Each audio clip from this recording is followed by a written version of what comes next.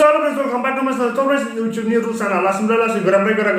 jaga senorti lah langsung. Akalai isu mani hard moment kena ujungnya rus berhayda mani langsung kembali gerak jalan tapi ke rus berko mani apa nih mani YouTube mani zingko punishment nih kena mani dah ujungnya rusak naik tangbai kembali hard di jaga senar gerak langsung. Jadi नोंथांनि एजआ 13 इयार्सनि गाहायावबा YouTube channel दाखुलि मानो दाखुलि होनना बुङोब्ला जेरै हमना लादो सोरबा नोंथांनि एजआ बिदिनो 13 नि गाहाय जेरै 11 12 10 इयार्सफोरबा माने YouTube चेनेलखौ दाखुलिखिना जुदि नोंथाङा खुलिबा नोंथांनि चेनेलजोंहाय प्रब्लेम दं होननानै सानना लाखादोंना माने प्रब्लेम दं माने दाख्लैसो सासे इउटिउबारनि YouTube चेनेलाहाय माने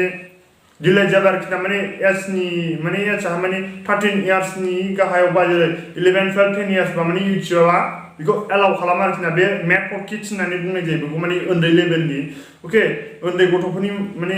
चेनेल होनना बुंनाय जायो आरोखिना माने एलाउ खालामखाया आरोखिना इउटिउबआ मा भिडिअ बानायनो थाखाय माने नोंखौ इउटिउबआव एलाउ खालामो होनोबा 13 इयार्सनिफ्रायसो एलाउ खालामखाया आरोखिना 13 14 15 ओरै जेसेबांनाखि जाया मानो अके स' जुदि नोंथांनि बे एजआ 13 इयार्सनि गाहायबा नोंखौ इउटिउबआहाय एलाउ खालामा भिडिअ बानायनो थाखाय माने चेनेल बानायनो थाखाय एलाउ खालामा आरोखिना एक्चुअली बेना चेनेल बेनि एजआहाय बिनो माने 13 इयार्स नङामोन आरोखिना बिदिनो 10 इयार्समोन बिनि माबायाहाय एजआहाय दा माने उन्दै नालाय बैसोहाय 13 इयार्सनि माने उन्दैसिन नालाय दा बिनि इउटिउब चेनेलखौ डिलिट खालामबाय आरोखिना इउटिउब पारमानेन्टलि डिलिट खालामबाय दाहाय स' बेनि थाखायनो जोङो मा माने जुदि नोंथांनि बे माबायाहाय एजआहाय 13 इयार्सनि गाहायबा इउटिउब चेनेलखौ दाखुलिखिना बेनि प्रब्लेमाहाय अके आरोबाव नोंथांमोन बिनि सोमोन्दै आरो माखासे बुस्थु खोन्थाबावगोन नोंथांमोन बेखौ जोबसिन जालांनो थांबाय अके स' लेट्स स्टार्ट दिस भिडिअ दाथ' बिनि चेनेलखौहाय मा इउटिउबानो बिनि चेनेलखौ पारमानेन्टलि डिलिट खालामबाय जुदि इउटिउबा चेनेलखौहाय सोरनिबा चेनेलखौ डिलिट खालामदोंबाथाय बे चेनेलखौ जोङो बेक मोनफिननांगौ एकदमबारे गोब्राब जायो आरोखिना एकदमबारे गोब्राब जायो जोङो मोनफिननोबाबो माने एकदमबारे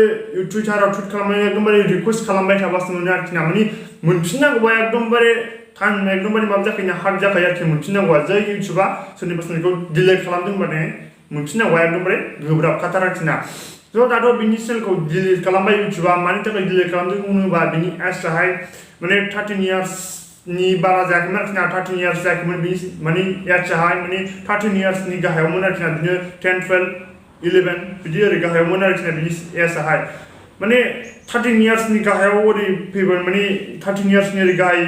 एजबाथाय मा होननो सानो बेखौ इउटिउबा मेड फर किड्स होननानै सानो आरोखिना मेड फर किड्स होनोबा जेनाखि उन्दै मानसिफ्रा बानायनाय भिडिअस अके बे उन्दै लेभेलनि माने उन्दै गथ'फोरखौ बानायग्रा भिडिअखौ नों मेड फर किड्स बेखौ माने 13 इयार्सनि गाहायनि एजनिबाथाय माने एलाउ खालामखाया आरोखिना ओरै 13 इयार्सनिफ्राय ओरै गाहायाव जेनाखि 12 11 10 9 बिदि एजबाथाय माने इउटिउबाव एलाउ खालामखाया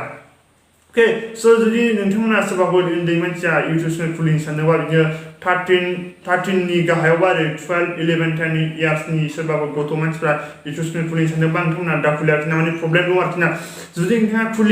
खुलिथारनो गोसो दंबाबो माने गुबुननि नामै खुलि आरोखिना जेरै फर एग्जाम्पल हमना लादो नोंथांनि न'आव रिलेटिभ्स सोरबाफोर बिदिनो बिब' बिनानाव बिदा फंबाय बिनि पेरेन्टसफोरनि नामैहाय खुलिनो हागोन आरोखिना बिसोरनि एजआ जाखानाय नालाय आरो बेवहाय नोंथाङा नोंथांनि नामैनो खुलिजेननोबाबो मोनसे सलिउसन दङ बे जाहैदों मा जेब्लानाखि नोंथाङा गुगोल एकाउन्ट बानाय नङा होमबा गुगोल एकाउन्ट बानायनाय समावहाय नोंथांनि जेनाखि एक्जेक्टलि डेट अफ बार्थखौ दाहो आरोखिना डेट अफ बार्थखौ दाहो माने बिदिनो एजखौहाय माने एसे बारायनो होआखैना माने खम दाहो आरोखिना नोंनि एक्जेक्टलि डेट अफ बार्थखौ दाहो माने एसे बारायनानै हो आरोखिना माने बारायना होयोबा माने 13 इयार्सनि ओरै गोजौआव जानाय बेबायदि खालामना हो आरोखिना बिदिबा जागोन आरो बेवहाय बिदि जायोबाबो उनावहाय मोनसे प्रब्लेम दं बे प्रब्लेमा जाहैदों गुगोल एडसेन्स जेब्लानाखि नोंथांनि इउटिउब चेनेला मनिटाइजेसन अन जायो अब्लाहाय बे जायनाखि नोंथांनि जेसेबांनाखि इउटिउब चेनेल नोंथाङा आर्निं खालामनाय बिनिफ्राय बे आर्निं खालामनायखौ जों गुगोल एडसेन्सनि दारैसो उइथड्र खालामनो हायो नङा होमबा गुगोल एडसेन्सनि जायनाखि उइथड्र खालामनाय जेब्लानाखि जों बेंक एकाउन्टखौ एड खालामनाय समाव जोङो मा मोनसे गभार्नमेन्ट आइडेन्टिटि प्रुफ मोनसे गभार्नमेन्ट आइडि प्रुफ मोनसे डकुमेन्टस आपल'ड खालामनांगौ जानानै फैयो जेरै फर एग्जाम्पल भटार ID card PAN card Aadhaar card driving licence जिखुनु हक मोनसे आरोखिना अब्लिक्स आरोखिना बिसोरो जे बे गासैनि गेजेराव जायखिना मोनसे दंबानो जायो आरोखिना लाइक हमना लादो पेन कार्डबाबो जायो जेनाखि भटार आइडि मोनसेनि गासैनिफोरनि गेजेरावहाय जायखिया मोनसे आपल'ड खालामनाय जायो आरोखिना बे डकुमेन्टसखौ आपल'ड खालामनांगौ जानानै फैयो आरोखिना जुदि नोंथांनि एजआनो जाखायाखैबा जुदि 14 13 15 16 मालाय मा जानो 16 17 मालाय मा जानो नङा होमबा जोंथ' बे समावहाय जोङो गभर्नमेंट आइडेंटिटी कुनु माबे डकुमेंट्स कुनु मोनिखाया नङा होमबा जेरै लाइक पेन कार्ड आधार कार्डखौथ' मोनो नङा होमबा आधारखौ जोङो जेरै गुगल एडसेन्सआव एप्रुभ खालामखाया फर एग्जाम्पल जेरै पेन कार्ड भटार आइडि ड्राइभिं लाइसेन्स बेफोरखौथ' जोङो 18 इयार्स जायाबाथ' मोनखाया नङा होमबा बे समाव जोङो माने प्रब्लेमबो जायो आरोखि ना गुगल एडसेन्सखौबो जोङो गाव गावनि नामै बानायनानैहाय माने दा खालाम आरोखि ना नोंथांनि बायसान्स नोंथांनि इउथुबनाहाय नोंथांनि एजआ खमबाबो जेनाखि 17 ओरै 18 नङालासिनो जुदि ओरै 17 16 15 नि गाहायाव दंबा आरो नोंथाङा बे एजआव बे समावहाय नोंथाङा नोंथांनि इउटुब चेनेला मनिटाइज जादोंबा माने नोंथांनि नामैहाय गुगल एडसेन्स एकाउन्टखौ दा बानायाखै ना मानो होनना बुङोब्ला बायसान्स नोंथांनि इउटुब चेनेलाहाय मनिटाइजेसन जाब्लाबो नोंथाङा पेमेन्टखौ उइथड्र खालामनो हानाय नङा मानो उइथड्र खालामनो हानाय नङा होनबा माने उइथड्र खालामनो हानाय नङा होननानै बुङोब्ला जेनाखि नोंथाङाथ' बे समावहाय मा नोंथाङा खुनु गभर्नमेन्ट आइडि प्रुफखौनो मोनहैखाया लाइक हमना लादो पेन कार्ड भटार आइडि ड्राइभिं लाइसेन्स बे बैसोआवहाय नोंथाङाथ' मोनहैखाया नङा होमबा जोङो बे पेन कार्ड भटार आइडि बेफोर ड्राइभिं लाइसेन्स बेफोरबायदि गभर्नमेन्ट आइडिफोरखौ मोननो थाखाय जोङो 18 इयार्स जाथारनांगौ होमबासो मोनो जुदि नोंथाङा बे बैसो जुदि 18 इयार्सनि गाहायाव दंबा 18 इयार्सनि गाहायाव दंबा नोंथाङा मा नोंथांनि न'खरनि सोरबाफोरनि मुङै बानाय आरोखि ना नोंथांनि नामै नोंथाङा गुगल एडसेन्स एकाउन्ट दाबानाय आरोखि ना बेबो मोनसे प्रब्लेमाहाय नोंथाङा नोंथांनि नामै गुगल एडसेन्स एकाउन्ट दाबानाय जुदि नोंथांनि ओरै न'खरावथ' मेला मानसि थागोन आरो रिलेटिभ्सफोर जेरै बिदा फंबाय बिब' बिनानाव पेरेन्टसफोरनि नामै बानायनो हागोन नङा होमबा बेफोरनि नामै बानायनानै बास अके होमबानो जागोन सोरनि नामै बानायदों बिनि नामैनो बिनि डकुमेन्ट्सखौ नांगोन आरोखि ना जुदि नोंथांनि पेरेन्ट्सनि जुदि नोंथांनि जेनेबा फर एग्जाम्पल लादो जेनेबा नोंथांनि फादारनि नामै गुगल एडसेन्स एकाउन्ट बानायबाय नङा होमबा नोंथांनि फादारनि डकुमेन्ट्सखौनो नांगोन बेवहाय अके पेमेन्टखौ उइथड्र खालामनाय समावहाय जों बेंक एकाउन्ट एड खालामनायनि सिगां जोङो मोनसे गभर्नमेन्ट प्रुफ माने आपल'ड खालामनांगौ जानानै फैयो ना जेरै लाइक पेन कार्ड भटार आइडि बेखौ एटाच खालामफानांगौ जायो फैयो पेरेन्ट्सनि नामै खुलिदोंबा पेरेन्ट्सनि नामैनो गभर्नमेन्ट आइडि प्रुफाहाय आपल'ड खालामनांगोन ना माने जोङो आरो मोनसे रुल्स दंबावो जों गुगल एडसेन्स एकाउन्टखौ जों फार पार्सन मोनसेल' मोनो आरोखि ना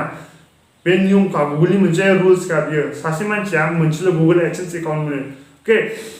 अके नोंथांमोना जुदि सोरबाफोर माने 13 इयार्सनि गाहायाव सोरबाफोर इउटुब चेनेल खुलिनो सानदोंबा माने खुलिनो सानदोंबा माने दा खुलि आरोखि ना माने प्रब्लेम दं बेहाय मेड फर किड्सनि लाइनावसो थाङो मेड फर किड्स लाइननियाहाय माने